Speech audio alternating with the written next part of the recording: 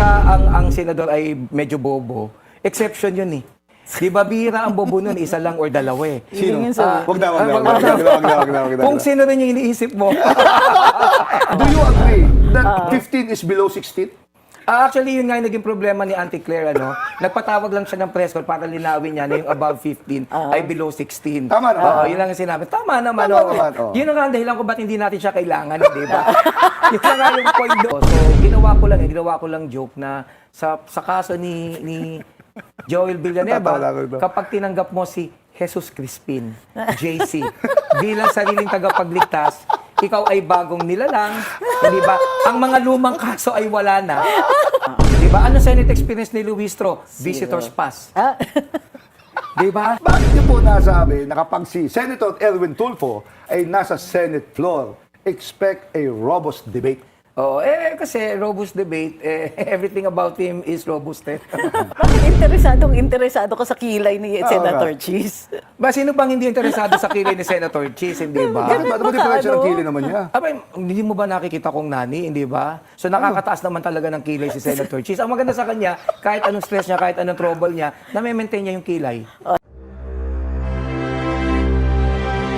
Pag nag-scroll ka ba sa umaga, I'm sure Yes, sa umaga yes, ma'am. nag-scroll ka na, nag-doom scrolling ka na sa newsfeed mo, ano yung una mong naiisip pagka nakikita mo yung news sa newsfeed mo, legal issue ba ito o punchline? Well, actually, pareho. No? Yung punchline kasi, dahil alam mo naman, comedian ako, ma'am, mahilig ako magpatawa. But it's actually very difficult to do it nowadays kasi maraming ang napipikon eh. I remember nung una ganun ba? nung una akong nag-joke, di ba, kay Jinggoy Estrada, for example, may mga nakarating sa akin na kwento na si Senator Jinggoy daw na butthurt.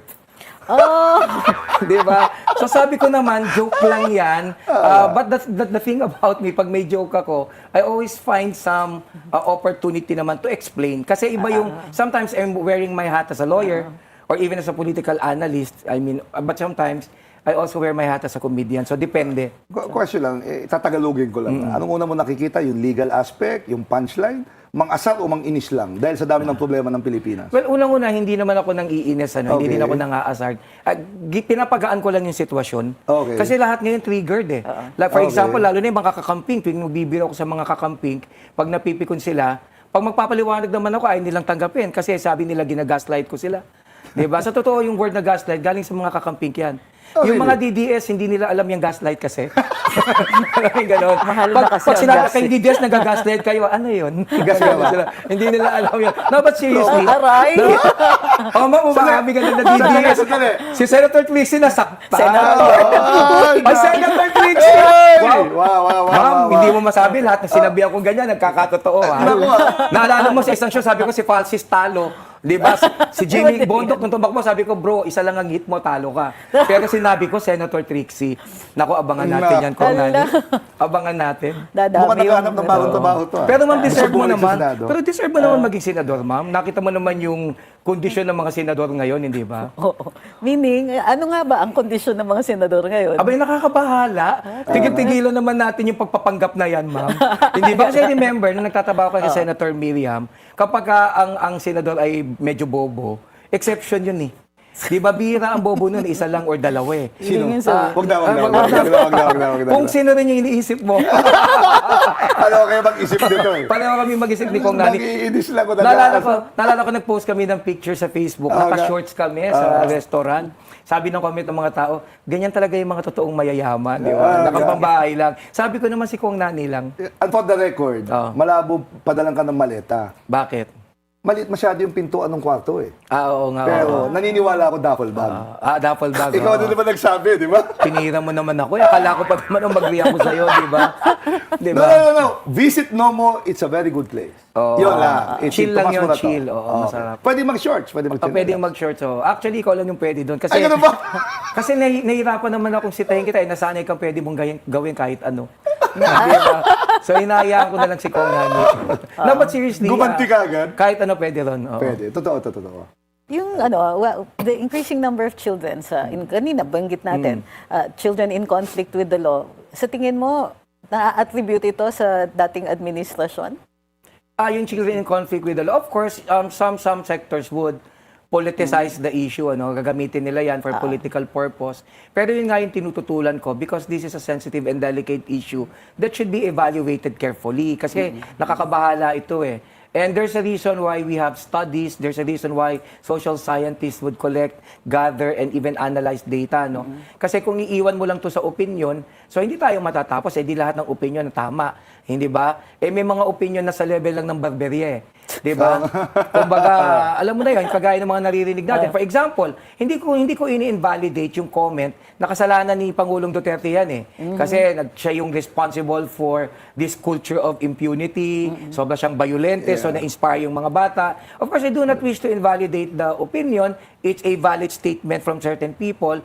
Pero on the other hand, hindi ko din pwedeng sabihin na yan yung dahilan because that has to be quantified. Yun. Hindi pwedeng yung opinion mo yung tama lang. May mga pag-aaral eh. And if you look at the issue, several studies would suggest there are a lot of factors that would primarily explain Yes. why minors actually commit crimes, hindi ba? At saka, in fairness naman, I mean, lahat naman nagpresidente ng Pilipinas, this is a problem.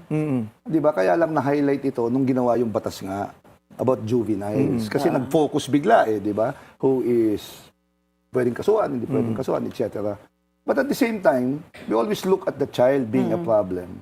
But we don't realize the problem na may kasalanan din yung lipunan dito eh. It takes a village Di to ba? raise a So, child. in other words, lipunan, may matindi yung kahirapan, di ba? So, makakakita ka ng street children. Nakasama pa nga yung mga magulang because mahirap ang buhay. So, ngayon, nagkakaproblema yung mga yun pag naging membro ng mga sindikato, yung mga batang yun. So, in other words, while we penalize yung mga bata, di ba, soft or hard na kasalanan, dapat yung nag-utos. Yung mas matanda dapat ng habulin. Parang Actually, vote buying lang yan eh. kasama naman siya Parang sa vote ba- buying lang to.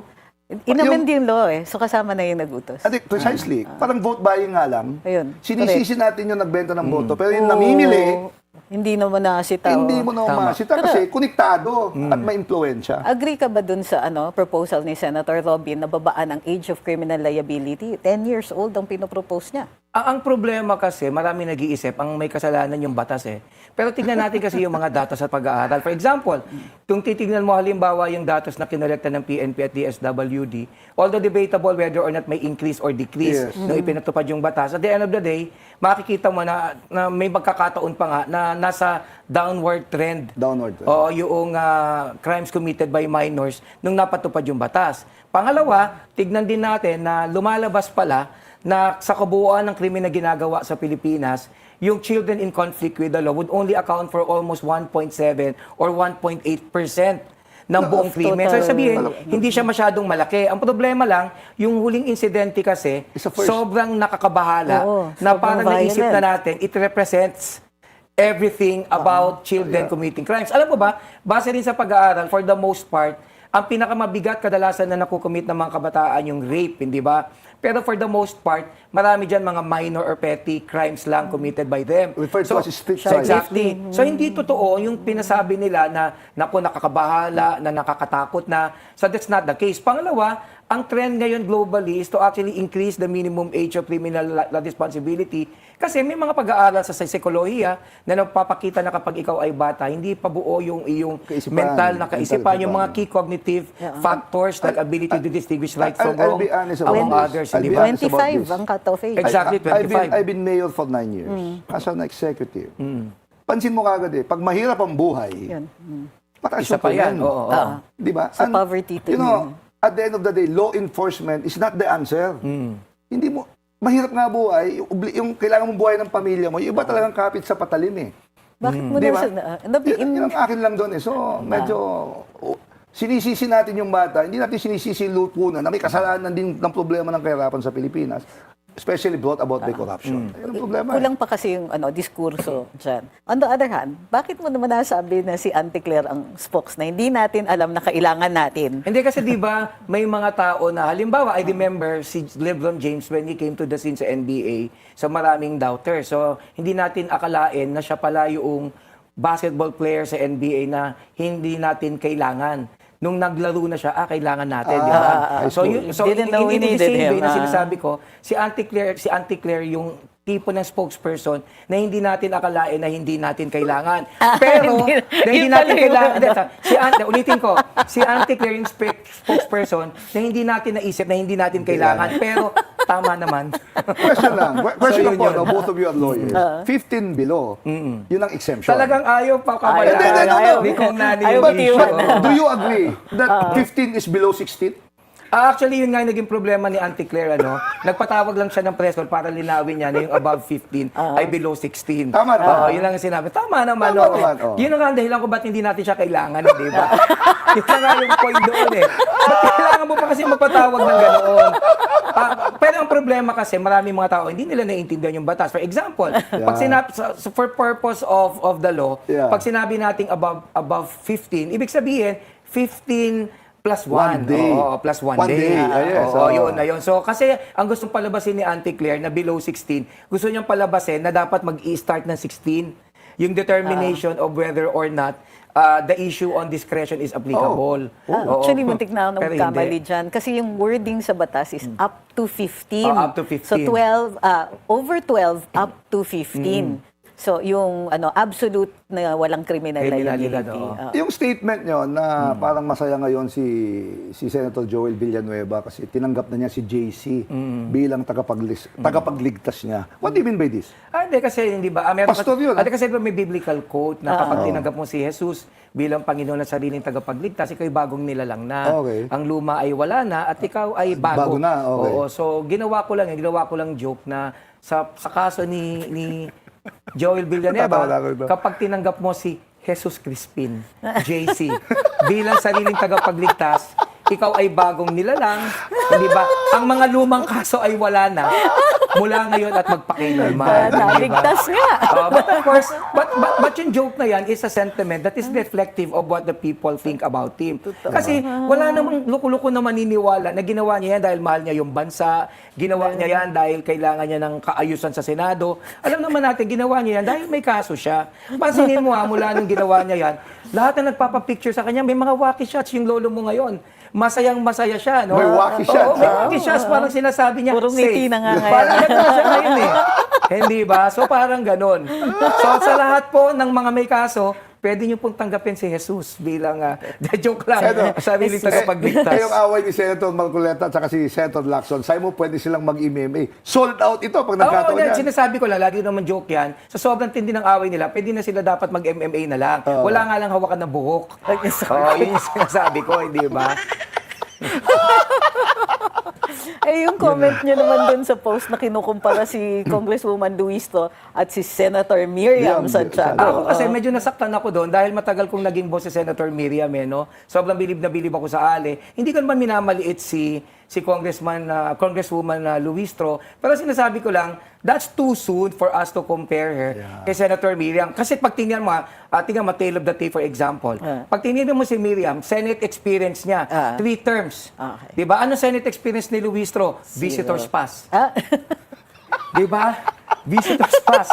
So doon pa lang makikita mo na merong difference eh. So bakit mo sasabihin, until she becomes a senator, hindi yan pwedeng pagkumparahin. Sorry, kung gumagalaw man yung aming video, kasi pati yung mga kasama Kasi namin sa pati yung studio, mga nagtatawanan na. Diba? Totoo naman eh. Eto, masipag daw mag-post sa FB si Senator Cayetano, ang term nga, mag-live Live selling. selling. Okay. Pero wala man lang congratulatory message kay Senator Win Gatchalian. Hindi man lang niya kinumusta. Oo, hindi kasi ang naging problema kasi, syempre, masama ang loob ni Win Gatchalian kasi gusto naman niya makadinig ng congratulations. Oo. Okay. Kaya lang, syempre, si Peter, baka Peter naman ako, di ba? So, syempre, mahilig mag-deny. So, he is in denial na ang presidente na, si Win Gatchalian, totoo naman, di ba? Di ba? Pero one time sabi niya, one day I'll vote for you. Sabi niya Sabi lang kay yun. Win, Marami naman sinabi na hindi ginawa. Yung 10K nga, hindi ginawa. Alam niya yan. Hindi ba? Hindi na, sabi ko na hindi makakaligtas Bakit si ko MK. makalimutan yung 10K? Umasa ako. Yung Ito- lola ko umasa sa 10K. Senator Cayetano, asan na? Ito, ako na magtatanong nito. Give me the Be my privilege. guest. Kasi hindi ko naiintindihan to eh. Bakit niyo po nasabi na kapag si Senator Erwin Tulfo ay nasa Senate floor, expect a robust debate? Oo, kasi robust debate, everything about him is robust eh.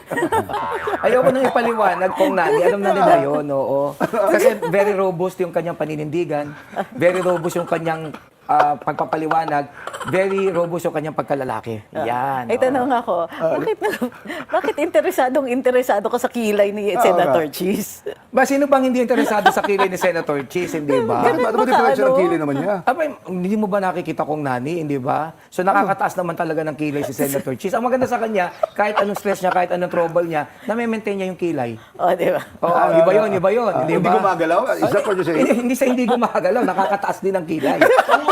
Iba naman din talaga yung kilay talaga ni Senator Cheese. Lola ko nga nawindang nung nakita eh. Ano to? Sabi ko si Cheese Escudero lang yan. Gano'n na. Oo. Ba't ikaw ba, nung first time mo nakita yung kilay ni Senator Cheese, anong napansin mo agad? Ay, sorry nakasama ko siya sa Congress kasi.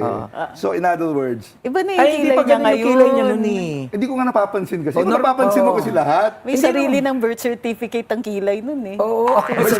Naka-insure nga yun separately. Pagka nasunog, may bayad. Ayun, Parang mga totoo ganun, yan. oo. Atty. Lord Nakapunan, pag mainit ang ulo, tinanong siya. Bakit Oo. mainit ang ulo nyo? Kasi nung nagkaroon ng pre-trial, ma'am, sabi ni ni Atty. Kapunan, sabi niya, mainit ang ulo ko kasi may period ako. So, dalawa lang ang takeaways ko dyan. Ma'am, una, hindi ako makapaniwala na mainitin pala ang ulo ni Atty. Kapunan. Pangalawa, hindi ako makapaniwala, may period pa siya. Bakit na? Ma'am, sige, bakit? Sige, ikaw magpaliwala. Ikaw na ba? Explain sa amin dito eh. Next question. Di ba? Dapat nga no, kahit hiwain mo na, dapat wala nang pakiramdam eh. Joke yun joke yun. Uy, Joke bakit- yun. On the other hand, bakit sa tingin ninyo, bakit, ako agree ako dito ha. Agi ka sana, si Kapunan, bakit may period pa? So, ma'am, galing sa'yo yan. Yes, Galing sa'yo yan. Don't put words Ma'am, into yun my yung huli mouth. pinag-usapan natin. Tapos ang biglang sinabi mo, agree ako dyan. Di ba? Dito, sa Ay, susunod hindi na hindi may binila. May Hindi may ano. binila. Attorney Kapunan, ito si Attorney Trixie, sabi Hindi niya, totoo yan. agree daw siya, bakit Guest daw may namin period yun ka pa. dati. So pagka Bakit sa guest tingin mo, ma'am, mo? hindi pwedeng kontrahin. O, di Ay, ba? hindi. Nag-agree Lalong ka nga. kinukontra. Lalong Karapatan. kinukontra. O, Oo. sige. So, bakit sa tingin mo, hiyang-hiya naman ang mga buhaya pag kinukumpara sila sa mga politiko? Eto seryoso na kasi di ba yung nakakaya sa mga buhaya kasi kahit papaano mas endearing yung buhaya eh. Hindi ba? Tsaka ang buhaya may kabusugan. Alam mo ba by nature ang buhaya, pag nabusog yan, yan, nagpapahinga na. Ang mga politiko, wala silang kabusugan. Oh, di ba? Hindi ba? Totoo naman eh. Hindi sila parang hindi sila nasasatisfy. Hindi, actually, isang t-shirt company nga nasikat-sikat, nasikat May made in buhaya. France eh. Oh, di ba? Pinalaki na yung buhaya. Pinalaki na yung buhaya. Kasi kita na eh.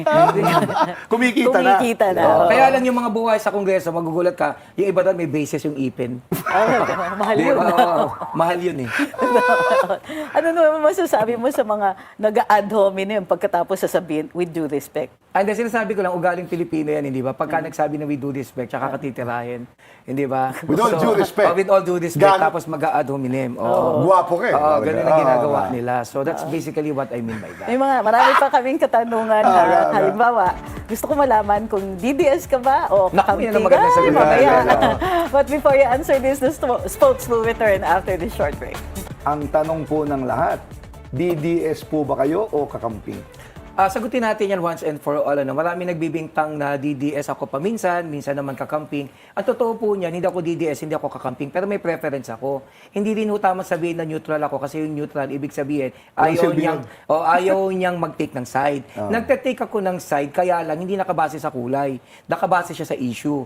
Kasi ang problema ko, pag mag-DDS ako, alam naman ni Ma'am Trixie yan, kasi si Ma'am Trixie DDS eh. Diba? So, aminado naman talaga si Ma'am Trixie na DDS siya at pinagmamalaki siya ng mga DDS. Hindi ba? Ang problema kasi, may mga bagay, ma'am, doon na hindi ko sinasang-ayunan, alam mo yan.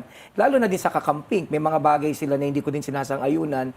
Pero may mga pagkakataon na parang kakampi ko sila pagdating sa issue, either or. May mga pagkakataon din na yung mga personalidad nila gusto ko. But at the end of the day, I don't wanna be part of any group because I want to think for myself. Gusto ko masabi ko yung gusto kong sabihin. Alam mo, mahal kitang kaibigan but let me ask you this. Between the two, kung pagpipiliin ka at one choice lang, sinong pipiliin mo? Actually, wala talaga. Dahil, hindi, wala talaga. Kasi nga, Madulas. hindi ako pwedeng, kung tutuusin nga, marami sabi nila, ay, ginagawa mo lang yan para mapasaya mo yung kakamping DDS. They miss the point. Kung mag-DDS ako, mas marami akong followers. Totoo naman yan eh. Kung sabi nga, di ba, nakita ko nga si Atty. Regal sa Cebu. Sabi sa akin ni Atty. Regal, Ed, Ay, gusto ko ako 2.3 million ang followers ko. Tama. At least sa akin, yung mga matatalino. Diba? Mas maliit pero Joke lang, matatapos. But you know what I'm driving natin, di ba? Kung magkakamping ako or DDS ako, marami akong followers kasi nagpapaliwanag ako eh. Kung naging kakamping ako, Attorney Jess, sorry, pero maaalangan ka. Di ba? Totoo, kung naging kakamping ako, wala na akong followers. Kaya lang kasi naninindigan ako na kung ano yung pinaniniwalaan ko, yun yung gusto kong sabihin. And eto sa totoo lang marami nang lumapit sa akin na binabayaran ako ng pera. Oh. True story, I'm not making this up. Kaya nalaman ko yung ibang mga content creators bayaran eh. Bihira lang yung kagaling ba. Si Atty. Trixie, hindi to bayaran eh. Ako, sobrang alam ko yan, personal knowledge. I've been approached by a lot of people paying me good money just to sell them. Pero nag-refuse ako kasi mas importante sa akin yung paninindigan ko bilang isang individual. Independence. Diba? And besides, hindi rin kasi ganun kalaki. Kung malaki yun, pwede din naman. Hindi aabot sa maleta. Parang sabi ko, kulang yan. Hello. Ang yaman ko na. Double bag kasi dapat Eto, maleta. ang yaman ko na. Yan ang i-offer nyo. Hello. Large. Diba? So, you were mentioning about two groups under followers. So, ito hindi ko maintindihan to eh. Anong difference ng echo chamber at saka political tribalism? Actually, technically, pareho lang din yun. Kasi ang nangyari, because of social media, nakita natin yung emergence na nga ng echo chambers, political tribalism. Kasi because of algorithms, how they work eh. Kalimbawa, ikaw ay kakamping. So, syempre, in-unfriend mo na lahat ng mga DDS mong kaibigan. Hindi ba? Totoo eh. So, lahat ng makikita mo ron na sa newsfeed mo, puro pananaw ng mga kakamping at kung DDS ka, ganun rin. Hindi ba? And it wouldn't actually be good in the long run kasi nasasanay ka dun sa paniwala na yung paniwala ko, yun lang yung totoo. Okay. There used to be a time we can actually sit down and discuss things. Yes. And it's okay. It's Di ba? okay, Kahit opposing views tayo. But right now, you cannot afford to do that. Kaya nga sila nang gagalaiti sa akin eh. Umamin ka na, ano ka ba talaga, hindi ba? Precisely because gusto natin, merong kulay right now. And is it actually helping us or is it actually something detrimental? I really wouldn't know kasi nasa infancy pa rin basically ang social media eh. I wouldn't know what's Hindi mo what's ba gonna happen. iniisip na kasi, in the long run. political tribalism, meron naman talaga. Pero yung iba kasi labels. Halimbawa, mahirap ang labels totoo. kasi masyado siyang convenient. O, Tama. halimbawa, sabihin na natin, for myself and let's say Senator Robin, mahal ko si Senator Robin, we share the same political beliefs, pero hindi ako agree Totoo. sa lowering of the age of criminal liability. Hindi pa ako sold completely sa federalism. So, within the so-called identifiable groups, masasabi mo rin, magkakaiba pa rin yung mga tao. Totoo naman, ma'am. Pero meron kasi tinatawag ng mga brainwashed na DDS at kakamping. Ito na hindi Hindi ko rin naman nakikinig. masasabing hindi totoo Totoo yan. yan. Sila yung mga hindi na nakikinig. Alam mo yung pagka na-kontra mo sila, nagrereklamo sila, kumbaga natitrigger sila. Pero syempre, ma'am, ikaw, ma'am, unang-una, napakatalino mong tao, marami kang karanasan. May mga karanasan ka nga na hindi ko pa naranasan eh. Kita mo to, Hindi kita ba? mo to. Lumalapit ka na. Pero ang point ko, ma'am, ang dami mo nang pinagdaanan at sa talino mo niya yan, alam mo yung dapat at hindi. Meron ka ng paninindigan. May spokesman ka Hindi, na. pero totoo, may mga tao kasi na hindi mo din sila masisi dahil pagod na sila sa politika tapos ang nakikita nila sa newsfeed yun lang. May mga pag-aaral dyan eh. Di ba? Pagka na-brainwash ka kasi, kahit yung totoo, nire-reject mo eh. Even if it's true, nire-reject mo yun, you tend to reject that. So yun yung nilalabanan natin. Again, hindi masama maging kakamping or maging DDS. Ang masama kapag na-brainwash ka na hindi ka na nakikinig at meron noon. Pero marami ko kaibigan na DDS at kakamping, they're actually very reasonable as regards discussing things. You know, with social media kasi, pati yung commentaries, deadly. Totoo naman. Like, sabi, babalikan ko lang to, sandali lang po to. You blame the child for being violent. But the comments in social media, papatayin kita, isadamay ko pamilya mo. And this is open to all people. So, in other words, there's a problem. Yun lang naman. Pero kasi ang social media may pag-aaral, I think sa Columbia University yata yan. Or kung anong university yan. They had a study, nakita nila, pag nag-social media ka pala, there's this sense of invincibility. Yung parang Lalo mga feeling mo, trolls, you can just say anything without any repercussion. Ang dating daw niya, alam mo yung parang nasa kotse ka. Di ba pagka nasa loob ka ng kotse mo, you feel invincible. Pag may kumat sa'yo, ang tendency mo, mumurahin mo yun. Yung pag mo ko kinat, di ba? Tapos pag biglang bumaba yung kumat sa'yo, tapos nakita mo, ang laki pala ng katawan. Tapos Bigla, pogi. may mas masaka, di ba? Laki ng katawan. Reality check. Tapos sinabihan ka na, anong sinasabi mo? Bigla kang, para kang tanga. Okay lang kaya ako. Ay, hindi ikaw yun. At saka ang pogi mo. Pogi. Gusto ko yung mga muscles mo, ha? Kaya ka lang, di ba? So that's basically what social media has become. It makes us feel invincible. Tapos pag nabash ka na ngayon, Yung that's when anonymity reality kasi. sets in na, teka, I screwed up, hindi ba? So yun yung problema doon. Ba't yung sinasabi na kapag yung kaibigan niya humiram ng plancha, di ba, parang DDS ka agad? Hindi, joke lang yon kasi nakita ko kay Attorney Falsi, sabi niya kasi, yun daw palang anti na pulis noong bumaril na bata ay DDS. So parang inuugnay niya na sa DDS na naman, pinupolitika niya. So ginawa ko lang ng version. So ako yung tita ko na nangihiram ng plancha DDS. Parang ganon. Hindi ba? Kasi sisihin na lahat sa DDS. Tinignan ko Di ba? tuloy yung suot ko kung na-plancha ko. Anong sabi sa suit ni Attorney Trixie? Para siyang kimono ba? Kimona. Kimona. Ganun ba? Pag kimono. Hindi, yung Kimono hindi naman yung Spanish generic word yung ano. kimono eh. Kasi normally sa Spanish word lang yung may gender yung Meron yung kasing face, kasuot ang Filipino na kimona ang tawag. talaga? So, meron ganun, ayan yun, ma'am. Well, version of it. Pero bagay naman sa'yo. Lahat naman bagay sa'yo, ma'am. Na, Tandaan niyo po, as Senator Trixie, ako na ini-endorse ko na. Hindi ako nag-endorse, but I'll endorse. But I'll have to be honest, ito pong dalawang tao po kasi na nandito. Nakilala ko sila ng personal. Damay-damay Si na. Ma'am Trixie, nakilala ko siya. At nakita ko yung galing, ma'am, nakita ko yung galing at husay mo. Totoo naman yan. I can also say the same thing about Kong Nani. Sabi ko nga kay Kong Nani, tumakbo ka na rin. Kaso hindi mo yata gusto eh. Naisip ko na start ba yan? for 15 years. I enjoy being a father right now. Pero ito, hindi Pero ko malalaki na yung mga anak mo. It's about time. Ano no? It's about time na bumalik ka sa politika. Kapag nagsawa na sila sa luto kong binagoongan na manok, probably I will pwede na. consider.